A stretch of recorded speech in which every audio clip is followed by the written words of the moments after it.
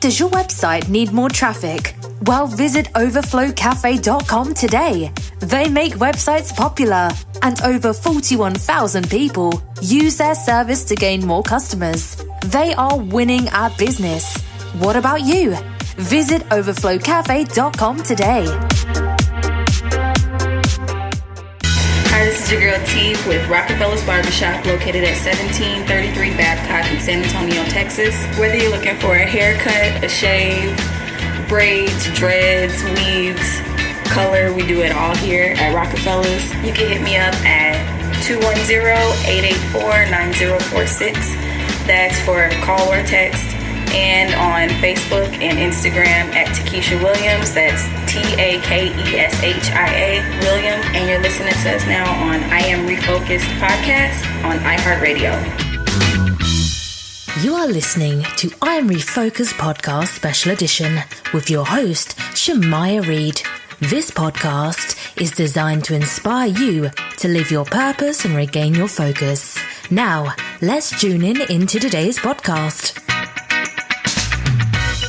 This is I Am Refocused podcast, and today we have an awesome guest on the show. And just before we get to the guest, I want to thank our sponsors. Top of the list, Rico Rodriguez of Rockafellas Barbershop, Miss Kim of River City Donuts, Baby McClinton of SportsFitness.net, D.W. Brooks Funeral Home, and last but not least, OverflowCafe.com. Today's show, we have an awesome guy. He's an entrepreneur, hairstylist. His name is Tokyo Bradshaw. How you doing today, sir? I'm good. How are you? Yes, sir. I'm doing great, man. So tell us about your business, man. When did you become a hairstylist? I've been a hairstylist for around 5 years now. I started underneath my sister. She was a hairstylist, and I kind of was groomed under her, and I just took off from there. And when you made that decision to go after your dream and to start your own business, what was the first beginning stage like? What were some of the challenges you faced in the beginning? So one of the biggest challenges that I face is having the systems in place to really take on volume. Sometimes we don't really expect how much volume we're going to get, especially when you're putting out a good product. That one of the biggest challenges I found was supply and demand. Even as a hairstylist, supply and demand is very important.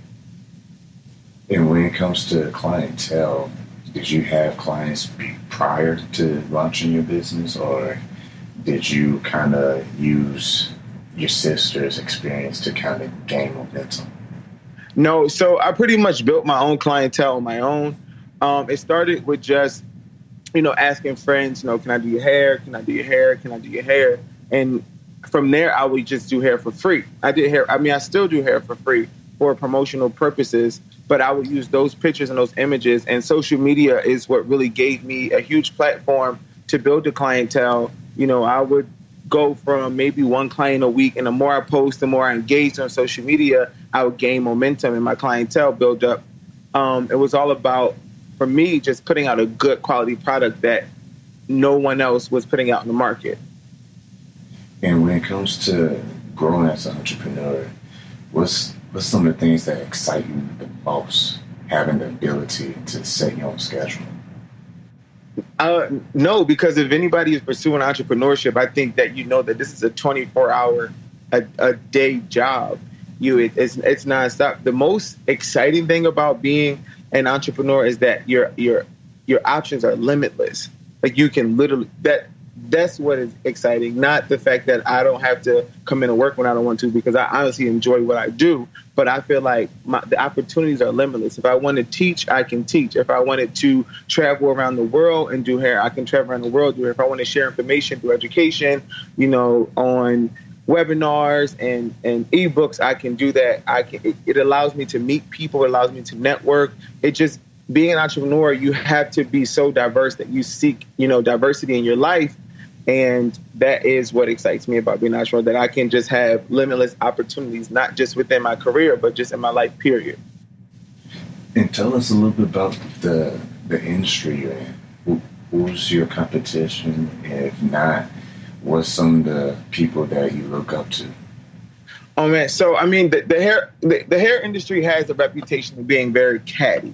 One of the things that I can say that being a male in the industry, it's a little less catty, but most males, like the hair industry is a female populated, male dominated industry, so the competition is heavy because everybody's pushing it. Everybody is working with celebrities on a certain caliber. If you're not working with a celebrity, you're holding down Instagram with all latest trends. So, as far as competition, I always tell people, people say, oh, there is no competition. There definitely is. I was aware of everybody.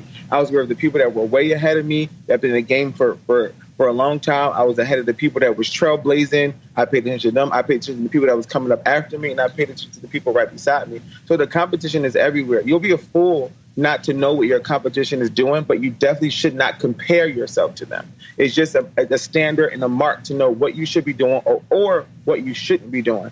But I mean, one of the couple people that I looked up to the industry is definitely Kim Kimble. Kim Kimble is definitely a pioneer in, going from hairstylist to entrepreneurship. Definitely Neil Farron. I was actually one of the first people to follow him. I was just want to know who was doing Beyonce hair. And Neil Farron had about 566 followers when I started following him. Oscar James, Caesar. There's a lot of heavy hitters in the industry I look up to, and I learned a lot of different things from them. And when it comes to you involving the community that you live in and giving back, what's some of the things that you do in your classes that you offer to people? Not even just in my classes. I'm big on just sharing information. Mm-hmm. Just period. So any information that I can involve you in, like I just started this new blog that I'm going to put on my website. It's called The Beauty Cheat Code. So it's pretty much going to be like your solutions to all things beauty. Where can you find the most affordable hair, even if it's not the hair that I provide? Why should you be purchasing a unit? What's going to be the most protective styles for your hair? What's the latest trend? How to get the latest trend on your own? What hairstylist should you be looking up? So, in my community and just in the hair industry period, I offer a lot of just valuable, good, useful information for, the next hairstylist, the next person looking for a hairstylist, or someone that just want to be at home doing their own hair. And when it comes to education in itself in your industry, what's some of the things that you have to do to keep yourself current? So I don't think that keeping yourself current is about education, but I will share what I think education is key. I think the key to keeping yourself current is trusting yourself and trusting your vision, because as long as you're willing to explore your own vision, then you are current, because you're going to be ahead of what you just did before. So it's not about what the whole industry is doing and keeping yourself current. It's about what you are doing to keep yourself ahead of yourself. Now, there are certain standards that you have to hit. There's a realm of, there's color, there's extensions, there's blowouts, there's braid styles. So if you particularly are a weave stylist, then you need to be at the top of the standard, which is, installations, enclosures, and frontals. If you are a colorist, you need to be at the top of the standard of what biolage techniques we're using, or, what products are using. That's the standard. But as far as what's current, you can make what's current, because you could be the person that predicts the next trend or that predicts the next installation technique. Like for myself, I learned a frontal installation with glue, and I did everything in my power to take the frontal glueless. So not only did I take the frontal glueless, but then I started listening to my clients more and more, and they were telling me, well, this worked and that didn't work. Well, this worked and that didn't work. And what we originally used was an elastic band for the frontal. So now, when just pushing myself and pushing my limits, I was able to eliminate the elastic band, which can cause breakage to the clients here, as well as it can potentially just give them a strain to the head. And now, pushing those limits, I have now taken the sewing from glueless to glueless without a band. So it's a whole nother technique, which now I can then become the hairstylist / entrepreneur, and that can become another class that I introduce to my audience.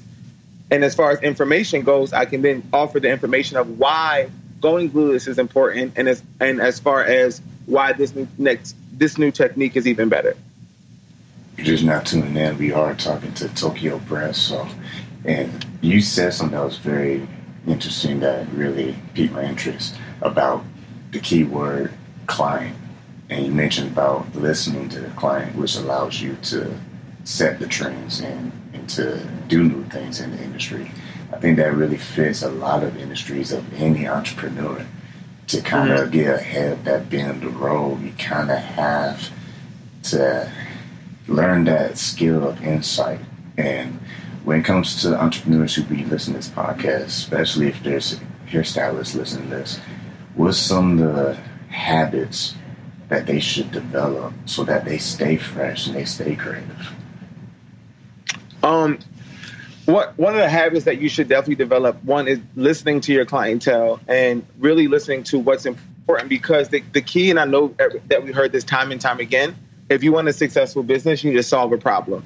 So if you're listening to your clientele, they're going to tell you what's wrong. They're going to tell you, that this didn't work out or that didn't work out. I had a client earlier who said, hey, I just got my hair done Saturday. My tracks are loose. I explained to her, hey, this happens, but I can fix this for you. Let me know when you're best available, or when what can I do to make this right for you? Just listening to her, I kept my client. She's not feeling like she is not important, which is key to this society. We live in a very instantly gratifying society. So everybody is important in their own realm. So as long as you can keep your clientele feeling important, if like they're important to you, while respecting the boundaries and the systems that you set up in your business, those are some great habits that I say develop. Setting up systems and boundaries, as well as listening to clients that fits into those systems and boundaries. So you don't want a client, because people will try to take advantage of your kindness and, oh, well, I want this and I want that. But if you can say, hey, that fits into this boundary, that allows me to do this, okay, I can do that for you.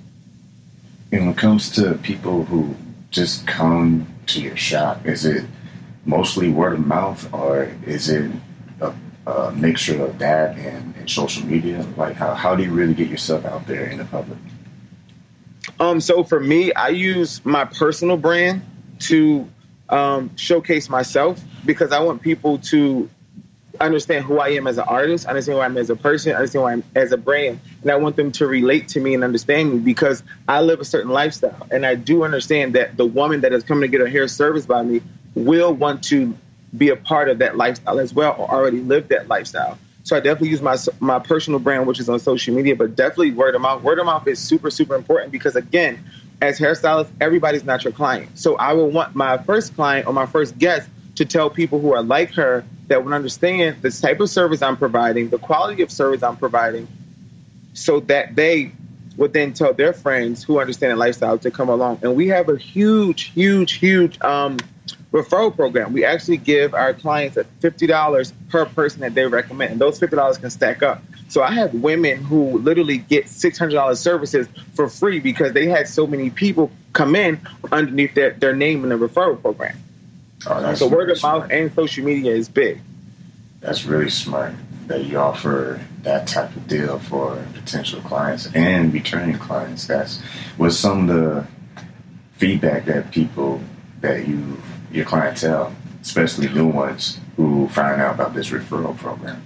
They just love the idea that it's $50, and that's like kind of a hefty amount to, like, people know, oh, a $10 this, oh, review us, we'll give you $5 off. So minimum services with me are $200. So to get $50 off just by telling your girlfriend or telling your sister, who you're probably already excited to tell them about me anyway, if you get 2 people, you're getting 50% off right away. So I have clients who come in on somebody else's referral, and they're like, well, I already got 2 people. This person booked under my name already. After, like, they come in with them so they can get it off like the first time. I don't mind, because it's building my business. I'm not just building a business to make $3,000 today. I'm building a business to make $100,000 a year for the next 10 years.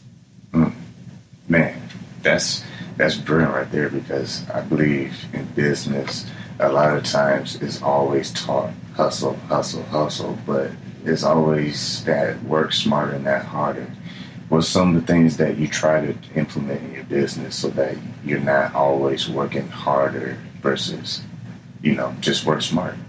So my goal right now is residual income, or how much money can I make within less time, which is essentially the same thing. So I, as a hairstylist, I set goals. So I use my experience in Nordstrom. I worked for Nordstrom for around maybe a half a year.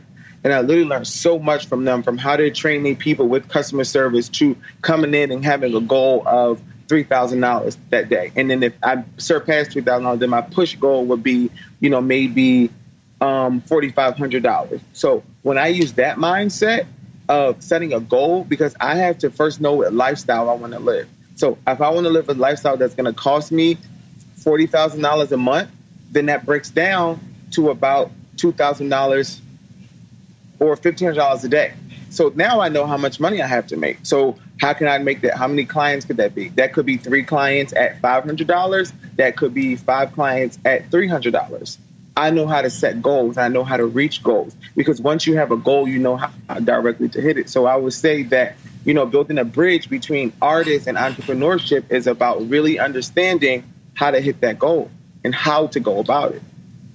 That's the key thing right there, taking action that will get you there too, because especially for new entrepreneurs out there, what's some words of wisdom that you can give them so they can break the narrow-mindedness, the limited thinking? Because a lot of times we get ourselves in the way and we prevent progress because we want to think about the negatives versus the possibilities. What's some words of wisdom based on your experience that you can give to those new entrepreneurs out there? One thing that I would definitely say is you have to be all in. And, you can't leave anything on the table. But what I mean by that is a lot of times we think that we're killing it. And a lot of times we think that, I got this because, we just got a celebrity client, or we just got a great day. And then we start to chill. No, you have to literally leave not a crumb on the table. If you just got that celebrity client, you still got to be going hard on your referral program to keep those other clients coming in. If you just got a big wedding, you still got to go hard to be trying to find those celebrity clients that's going to get you the celebrity money and the celebrity exposure. So I would say, if I could give 3, solid things is, go all in, leave nothing on the table, never compare yourself to anybody else in the industry. Everybody's telling the same story, but nobody can tell your version of your story but you. So if somebody can have the same interview with you and tell the same exact thing, but they will never say it the way Tokyo Bradshaw said it. Man, preach. Man, that I can do this all day. That's the truth, man. And the reason why I say that, and I like where we're heading in this conversation, is because, just like you said, you're your own fingerprint. You are the only one that can write the story. And a lot of times people close the book and they want to pick up somebody else's book and read it. And there's nothing wrong with that. But you have to make that decision to write your story. And you're doing that with your career. You have to be comfortable with yourself first. It's a lot of self-development that comes with being an entrepreneur, because it's so easy to just be persuaded, with confirmation by, this is working for this person, or this is working for Kim Kimball. This is where, if I did what was working for everybody else, I probably wouldn't be working right now. That's good. That's true.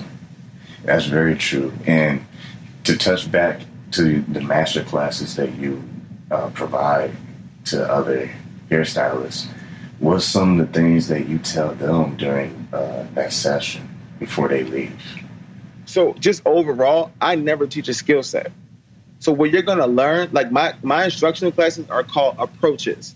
I don't have a frontal class. I don't have a curling class. I have the glueless approach, or the natural approach. Because if you do verbatim what I tell you, braid here, cut here, curl there, again, that goes back to doing somebody else's story. So I have to teach you an approach. I have to teach you a way of thinking, because I can tell you how to do a frontal, and then it can be I can demonstrate on the most ideal client. The most ideal. That's what they do. They teach these classes, and they teach you on the most ideal subject. And then you get back to the salon, and you got a client with thinning hair, a client with too much hair, a client with the wrong frontal. So I want to teach you an approach. So when you do go back to your salon home to use the approach, you know how to attack every angle, because I'm teaching you a way of thinking, not a skill set. That is really true what you just said, because right.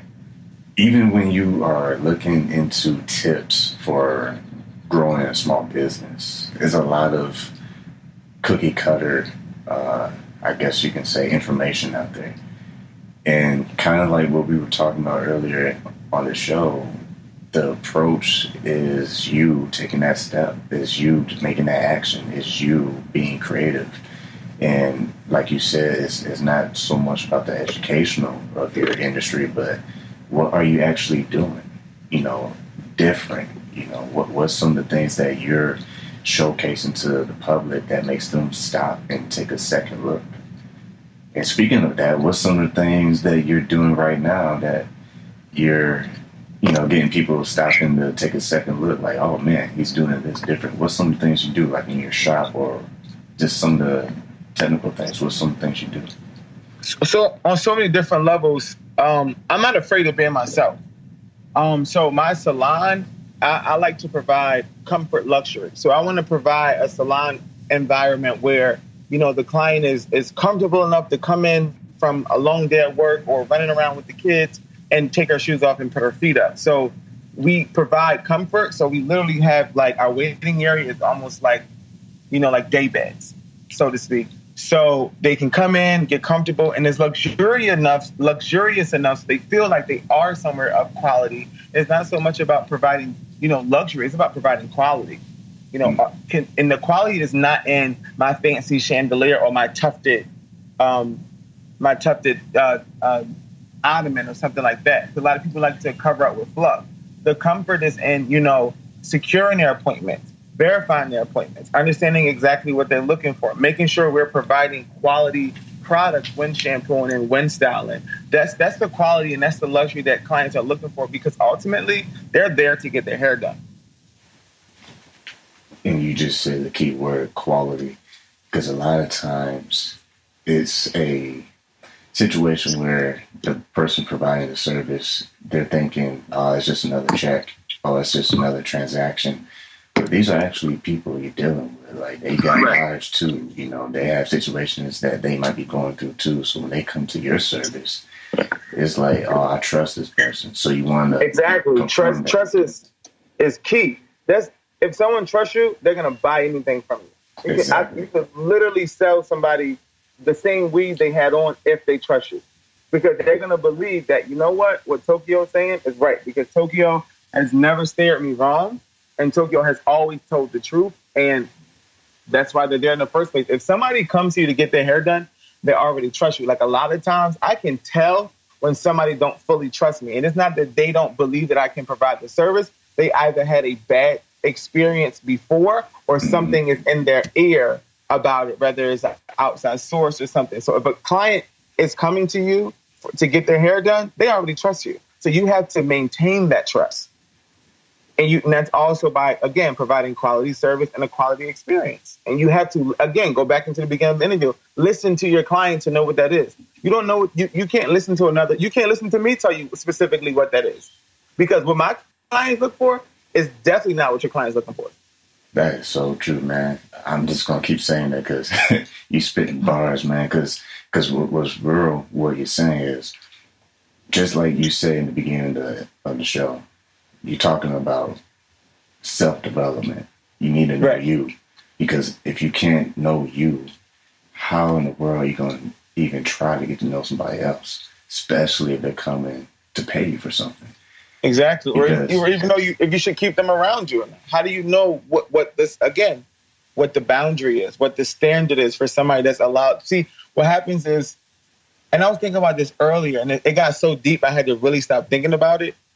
Everybody is lowering the standard for their own rich, and that's why society as a whole is effed up, because the food quality is lower because we need poor people or not even poor people, or just people who can't afford it to buy more milk or to buy more cheese. So let's make a cheaper version of cheese. We don't care. We'll sell more quantities of it as the person who owns the business. So now everything is lower and there is no standard, but they live a quality life by providing BS products. So as long as you are upholding a certain level of quality, people are always going to trust you and you're always going to win, because you can't deny that. You can't deny quality, because even though there's a bunch of Nissans out here, there's still a bunch of Benzes and Bentleys out here as well.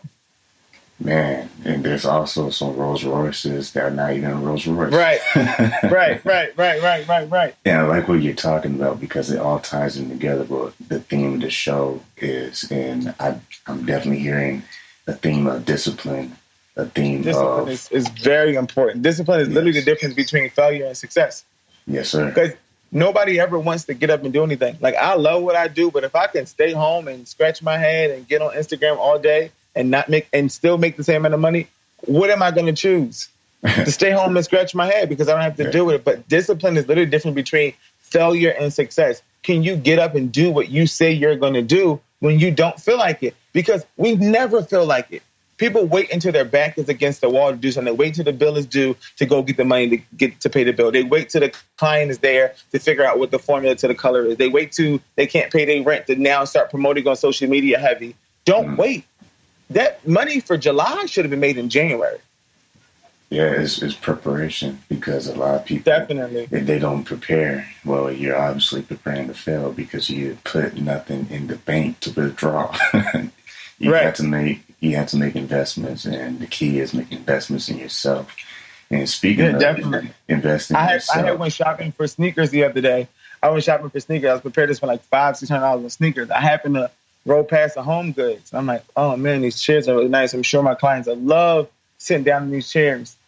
Sneakers, chairs. These chairs got like 100% more potential to make me some more money to buy sneakers. So I'm going to go ahead and get these chairs right now.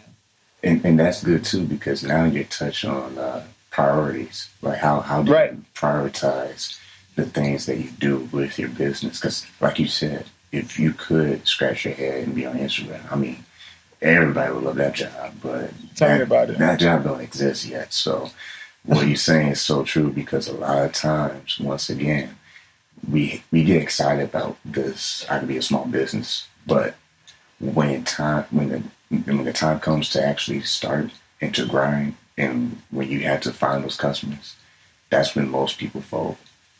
Right. So, in that being said, what is some of the things that kept you motivated in those times when things got a little, bumpy in the road? Things for me got super, super, super bumpy. I had about 56,000 followers on my Instagram account. And that, like I said, it brought in so much business and so many different levels of business. And I was in New Jersey, and I went to go upload a picture, and it kept going to another account I had. I'm like, what is going on? What is going on?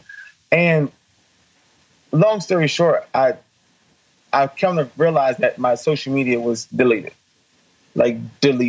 So it was tough to really even imagine starting over. This is something I built for 8 years. Mm-hmm. This is something I built before I even started doing here. This was connections between friends and family. This was, pictures of it's almost like a vault. Like my entire, it was like I had no real memory no more of what I did or what I needed to do. And what it was so funny, because as soon as that happened to me, I realized you can get caught into who you are in social media, and that's not who you are in real life, because social media is literally what you choose to shine the light on. So if I only become that person that's on social media, I'm like living my best life. And you really forget what's really important. You forget how to grind. You forget that the social media is only a part of your grind. So when I got back home to Philadelphia, I got 4 phone calls from clients when I first picked up a comb. They still come, but it was funny to me, because I'm like, wow, these 4 ladies never even, the last 5 years, they've never even booked at the same time. And it just reminded me of what I did to get those clients and why they are still here. And and I had to go back to those principles. Go back to, calling and checking up on clients. I had to go back on seeing it, oh, how's your hair? Or sending them pictures of the latest trend. Hey, this is going to look good on you. You should try this. And that's what I implemented into my entire business. So I don't personally send them a text message. Now, some clients who have that deep relationship with, I do, because we kind of talk on a constant basis. But that goes into my email marketing and that's how I got into the idea of sending out information. So what keeps you going is the same thing that I said in the beginning when you asked me what was the most exciting part. It's that the opportunities are limitless. Like you can, and now when I'm at a moment where I need to push myself, I'll literally empty my account. I'll empty one of my checking accounts to make sure that I'm grinding hard. Because when you don't have, so the same mindset of not having discipline and waiting to the last minute to grind, I kind of put myself in those situations. So like, I'll spend money that wasn't in a budget or some of my personal money so I can feel like, oh, you need to grind harder. But I already know I'm sitting on a certain level of platform. I already secured this amount of money. So I still need to get back to that grind mindset. So I don't mind emptying out the account to put myself back because I know that the opportunities are limitless. You can go from 0 to 100 real quick, and especially in the hair industry. The hair industry can survive like another recession. Like I guarantee you, the hair industry can survive a recession. It's already been proven. So you can always make money in the hair industry.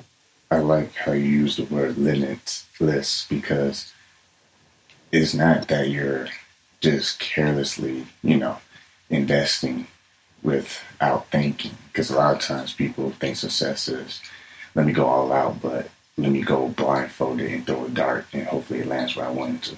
We had to have precision with your target. And having that clarity, that is what gets you to that next level with your business. Right. And just before we leave, man, because I feel like, man, this can go another hour, really, because it's some good wisdom here. What's some of the things that you would like to see for your business in the next 6 months from now?